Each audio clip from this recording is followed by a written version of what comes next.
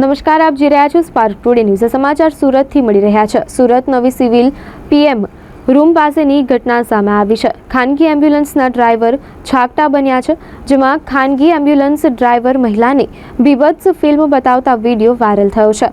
Social મીડિયામાં video viral થતા આ પ્રકારની બીભત્સતાથી લોકો શરમમાં મુકાયા છે. મકસૂદ નામના ખાનગી એમ્બ્યુલન્સના ડ્રાઈવરે શરમ નેવે મૂકી છે. વાયરલ વિડીયોના આધારે ખટોદરા પોલીસે તપાસ આરંભી છે.